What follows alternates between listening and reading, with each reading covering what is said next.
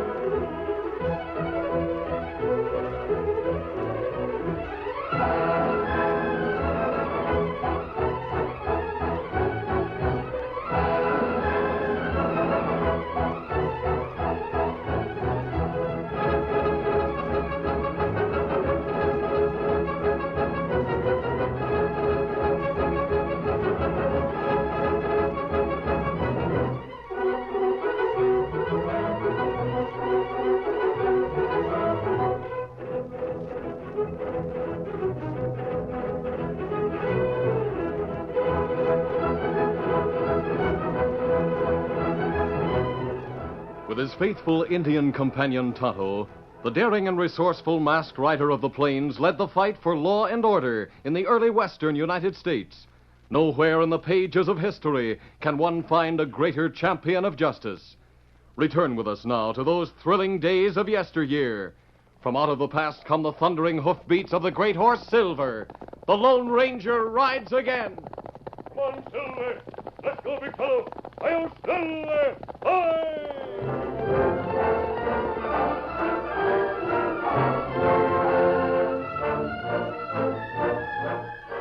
When the war between the states came to a close, John Matthews was a young doctor in Philadelphia. He had long been in love with Priscilla Dean, but he had waited until the end of hostilities to present his case. And with characteristic shyness, he approached the matter. Thee are quite beautiful tonight, Priscilla. Thank you, John. You're more complimentary than usual. It is not that thee has not been beautiful before, only more so tonight. Is it because Captain Dunham has returned from the war? You knew he was back in Philadelphia? Yes, I met him today. That is why I asked to see thee tonight, Priscilla. Yes.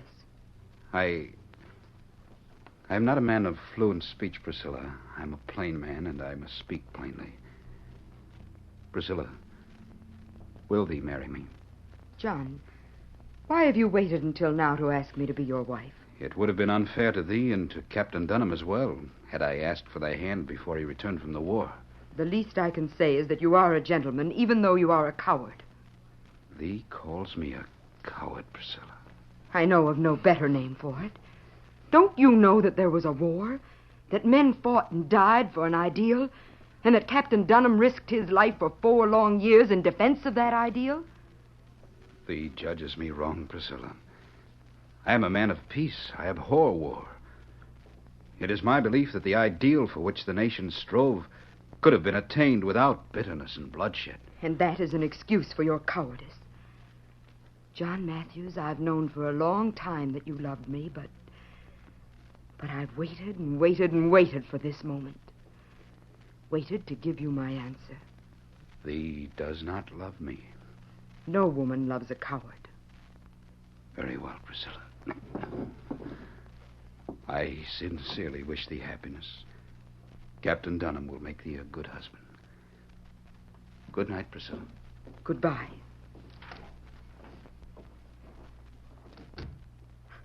John. Oh, John. What have I done?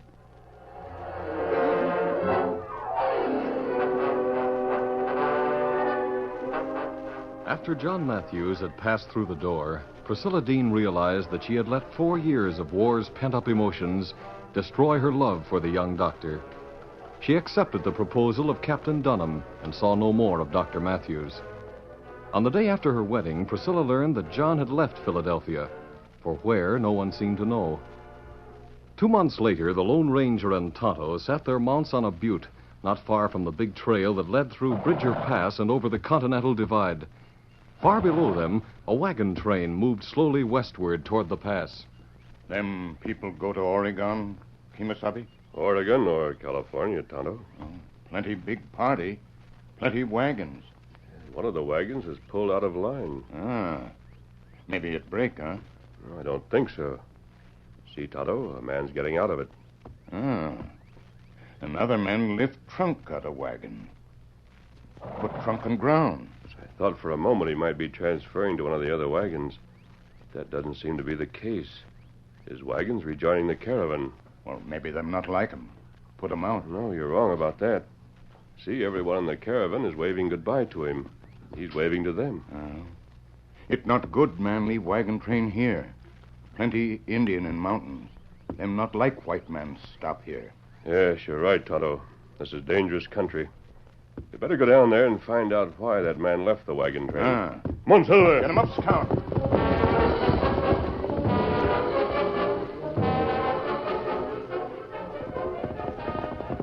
Oh, Silver. Oh, easy. Steady, big fellow. Hello there. Oh. Good day, my friends.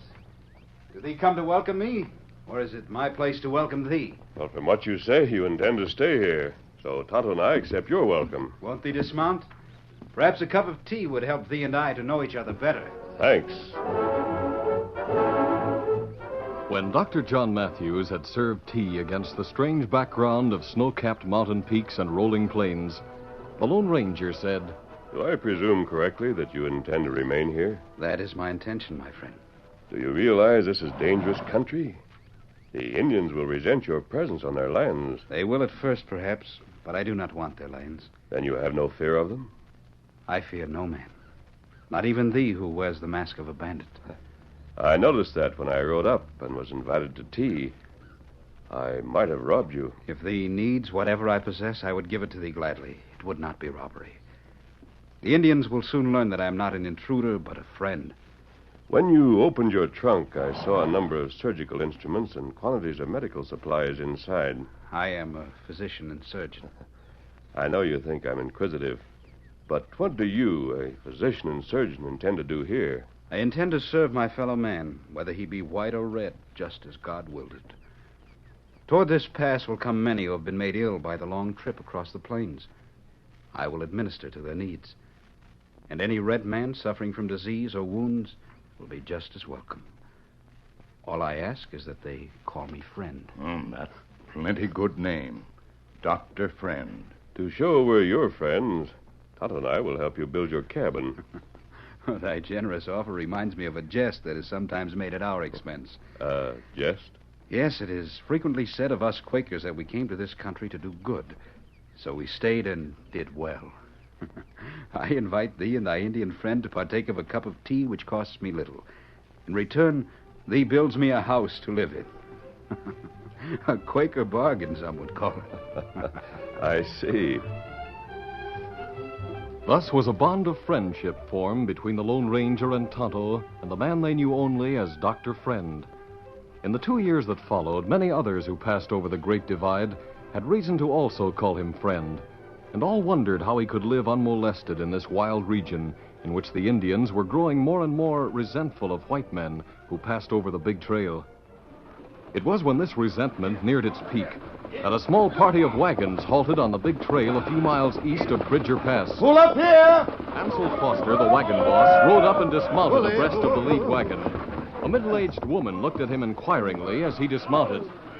And why is the wagon train stopping here, Ansel? We're going to have to make camp, Mrs. Murphy. Make camp here? Why, Ansel, sure, and it's dangerous to stop here.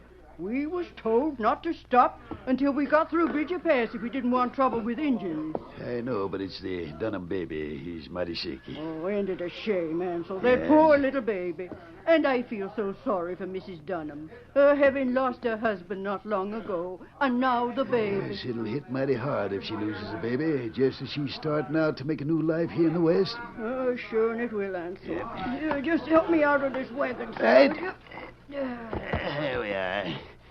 She's 2 wagons back, Mrs. Murphy. Is the baby dying, Ansel? Yes, I'm afraid so. A trip like this is mighty hard on sick folks, particularly babies. Stopping here long, Ansel? Be back shortly, Bill. All right. You say her husband's dead? She told me he died a year ago in Philadelphia.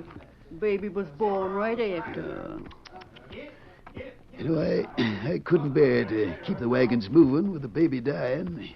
Just don't seem right. Sure, and you did right, Ansel. Well, here we are. I'll help you up. Is he there? You coming in, Ansel? Oh, I'll stand here at the tailgate in case I need. Is there anything I can do, Mrs. Dunham? No. No, thanks, Mrs. Murphy. If only there were a doctor. Oh, why, child, there's no doctors in this godforsaken country. Oh, we'd have had one for your baby long before this. Yes. Yes, I know you would. Oh, my baby. My baby, he's so sick. Oh, you poor thing. Now, why don't you lie down and try and get no. some rest? I'll sit up with the baby. I couldn't sleep. I just couldn't. Hansel Foster! Hansel! Hey, here I am. Be quiet out there, Hansel, will you? Hansel! Indians! Yes, I see him. What's that, Hansel? Indians, Mrs. Murphy. They're riding in on us. Oh, heavens above, as if we didn't have troubles enough without Indians. We'll get the wagons in a circle and make a stand against them. You get the women and children together and put them inside the circle. Hurry, Mrs. Murphy. They're coming fast. Come on, Mrs. Dunham. We've got to get out of the wagon. My baby, you'll Oh, come die. on now. I'll help you and the boy out of the wagon. Come along.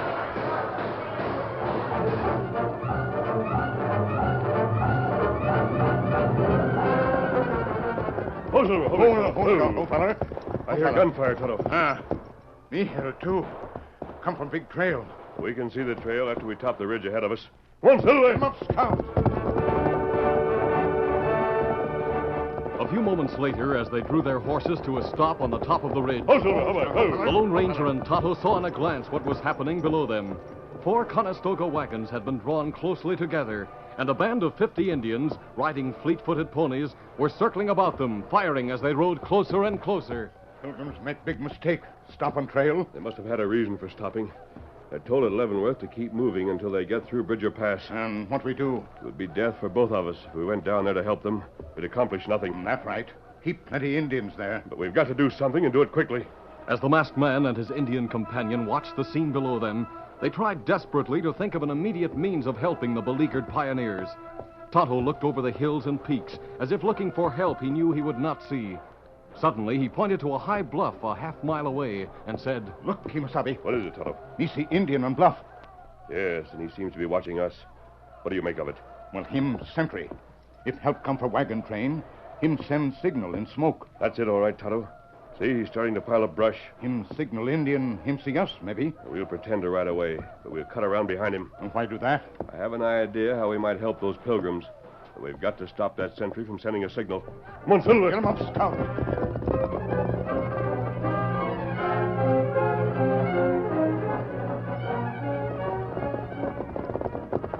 Oh, Silver. Oh, fella. Easy, steady. Oh, fella. Why we stop here, Kimasabi? We'll dismount and leave our horses concealed here. Steady, Silver. Easy, Scout. Easy, fella. Easy. Come on, Tonto. We'll make as little sound as possible. We see sentry now, Kimasabi. Him pile up brush to make signal fire. Yes, and his rifle's leaning against a tree. If he sees us first, he'll rush for his rifle. And the shots might be heard on the trail. We've got to prevent that. Him light fire now. Yes, he's getting it started. So far, he hasn't sent a signal. Now get ready, Tonto. Me ready. We'll rush him before he knows we're here. Right, steady. Let's go. He's going for the rifle. Me get gun. I'll get him. No, you don't. I did it, Tonto. And me got gun. You hit him plenty hard. Him sleep now. He'll be unconscious for a while, but I'll tie him up. Now, me get rope from saddle. Bring a blanket, Tonto. From now on, you and I will make the smoke signals.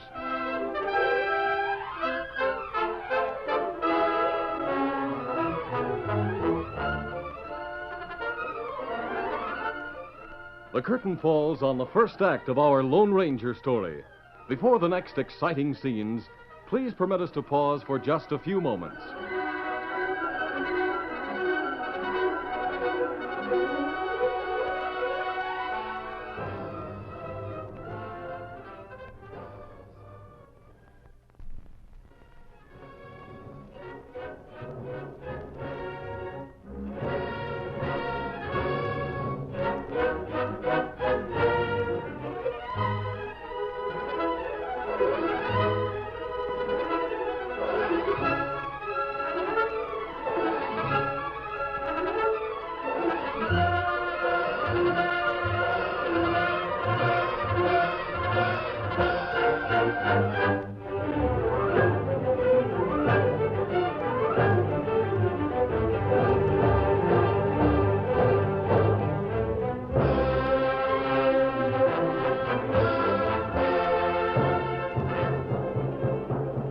Now, to continue our story.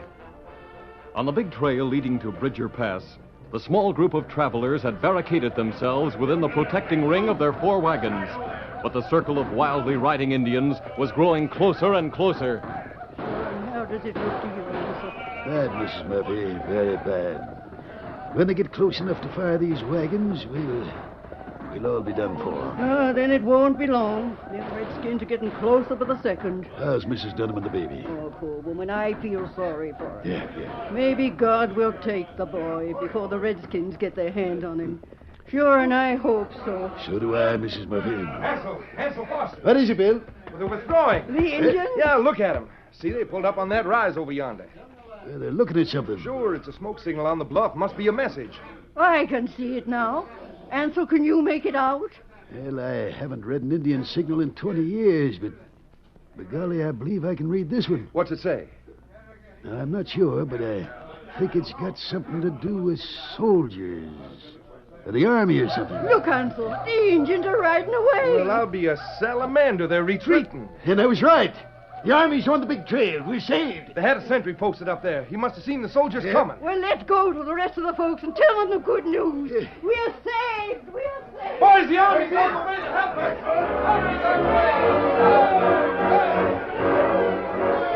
Believing that somewhere back on the big trail a troop of soldiers was approaching, the pioneers staged a wild but brief celebration. It was Mrs. Murphy who cut it short. Now that's enough of this. We've been saved and we're thankful. But don't forget, there's one among us who's not long for this world, unless a miracle happens. That's right, folks. Mrs. Murphy speaks the truth. It's no time to celebrate. Now, get to your posts. When you see the soldiers, don't start yelling and screaming. Let's see how Mrs. Dunham and the boy fared during the fighting. Yes, I haven't had time to look after him the way I wanted to. How's the baby, Mrs. Dunham? He seems to be resting, Mrs. Murphy, but I don't know. Oh, I'm afraid. Oh, now, you must be brave. The Lord giveth and the Lord taketh away. Hey, Ansel, 2 men are riding in here. Hey, what's that? He said 2 men are riding in here. There they are. One's an Indian. Isn't that big one wearing a mask on his face? Yes, he is. Here they come. Who's in charge of this wagon train? I am. And who are you? A friend. You've got to get these wagons moving toward the pass as quickly as you can. When the Indians learn that they've been tricked, they'll return. Tricked? What are you talking about? The Lone Ranger quickly explained that the smoke signals were sent by himself and Tonto, and that no troops were on the way to help the pilgrims. Ansel Foster and the others suspected the masked man's story was untrue. Now, if you get to the pass, you'll be safe. They won't molest you there. And why won't they? I haven't time to explain. Get the wagons moving quickly. No, sir. I won't do it. I'm not taking orders from a masked man. And as for that Indian who's with you, we should string him up on general principles. Why won't you do what I tell you? Sure, and I'll answer that, mister. See this baby here? Yes? He's dying, the poor little fella. He'll not die in a rolling wagon. If God's going to take him, he'll do it here in peace and quiet. Steady, Silver. Easy, big fella. You mind if I look at the child, ma'am? No, you may look at him. He's so sick. Yes, I can see he is. We must get him to a doctor at once. A doctor? You know where to find a doctor. Yes, there's one in the pass, less than 10 miles from here. Now, see here, mister. You've gone far enough. What's the matter? You've tried to get us into that pass once, and we didn't fall for your trick. Now you're using this sick baby to put something over on us again. You're not going to get away with Don't it. draw that gun! Sorry I had to strike you, but this is no time for stubbornness. There are two things that must be done immediately. First, we've got to get this child to a doctor. Next, you've got to move this wagon train to the pass. All right, I'm taking over. Why, you ornery critter, drawing guns on peaceful people? Your men folks are not peaceful. Tonto, Uh-huh. you stay here with the wagons. Lead them to the pass. Oh, me do it. Now, ma'am, I'm taking this baby. No, you can't take him away from me. Keep those men covered, Tonto. Me cover him. You'll see your child, ma'am, when you reach the pass. Come on, little fellow. Steady, Silver. Easy now. If anything happens to that child, we'll hang this Indian friend of yours. Nothing will happen to him. Come on, Silver. Oh, my baby, my baby. He's gone.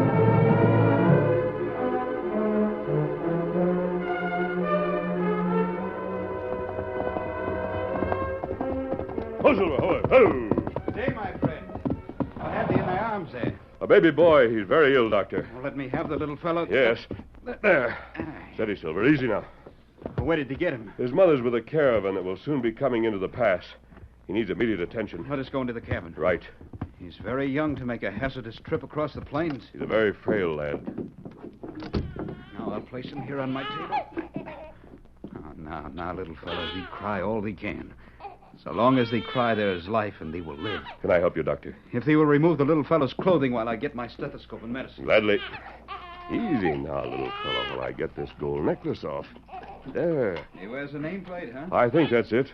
Now, off comes his shirt.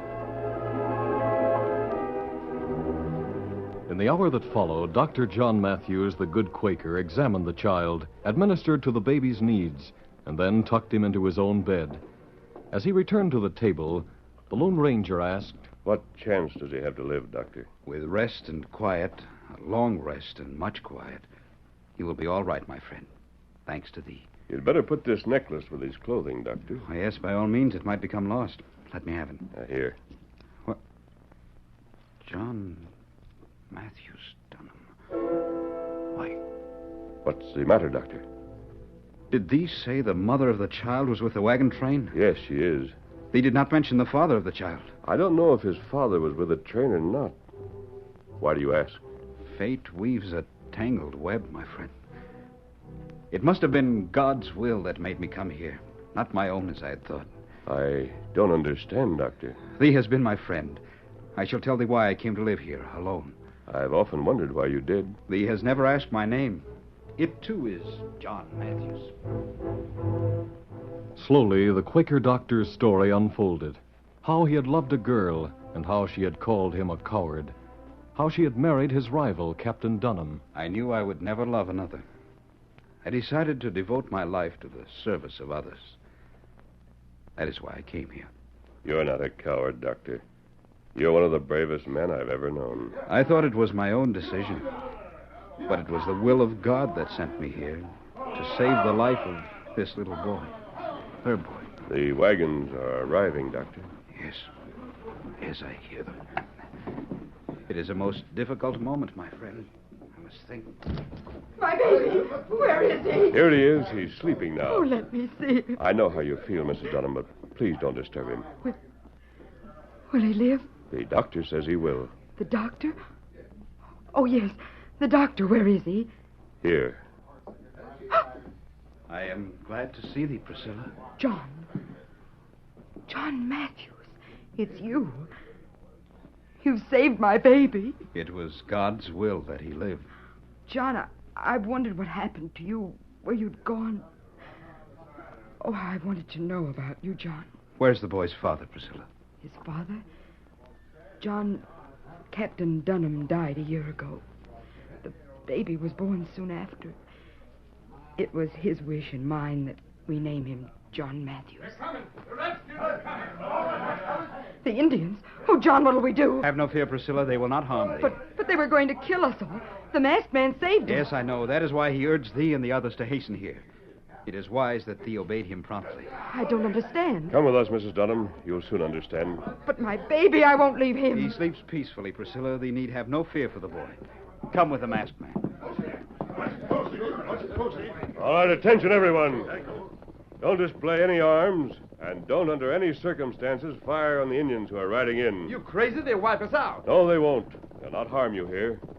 Doctor, take charge of the situation. I thank thee, my friend. How, How, my friends? I welcome thee, my red brothers.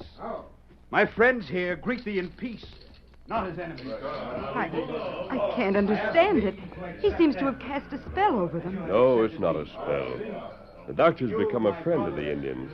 He cared for them when smallpox hit their village. He treated them and made them well. They trust the doctor. Then that's why you wanted the wagons to get here as soon as possible. Yes. I didn't have time to explain that the doctor had lived here among the Indians. You see, he's their brother. They will harm no one who is his friend. And I called him a coward. Priscilla. Yes, John. Let us return to the boy. I have much to say to thee. Yes, John. As the Quaker doctor and Priscilla Dunham went into the cabin, the pioneers crowded about the Lone Ranger and Tonto, pressing for an explanation.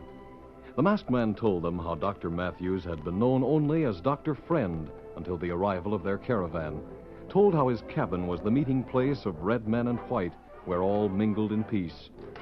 Then the door of the cabin opened, and Dr. Matthews and Priscilla came out, hand in hand. Here comes Mrs. Dunham and the doctor. With all eyes turned upon them, Dr. Matthews and Priscilla walked slowly toward the group of pioneers and Indians, and when they paused, Dr. Matthews spoke in the plain and simple language of the Quaker. In the presence of God and all thee assembled here, I, John Matthews, take this woman, Priscilla Dunham, as my wife. And in the presence of God and all the assembled here, I, Priscilla Dunham, take John Matthews as my husband. And as God has willed, the child of Priscilla Dunham now becomes my child. And I vow to be a dutiful father to him, and shall raise him as my own son. So be it. The will of God.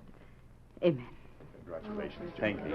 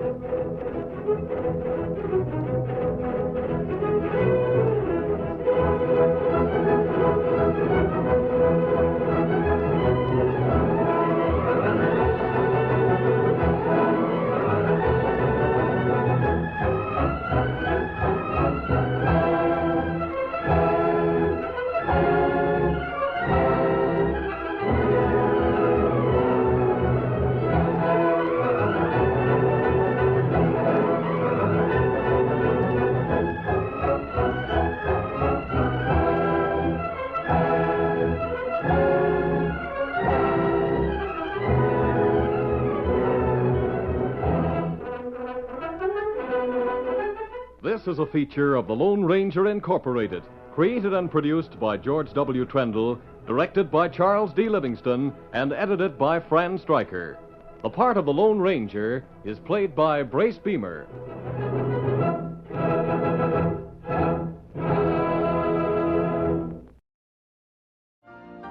You've been listening to the OTR Gold Network. Find more classic radio at otrgold.com.